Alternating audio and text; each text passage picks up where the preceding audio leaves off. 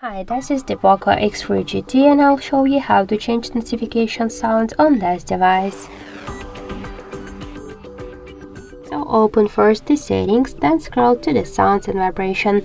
Here click to notification sound section. You could use ringtone from the internet, the online one. Here for example, select one from these ringtones.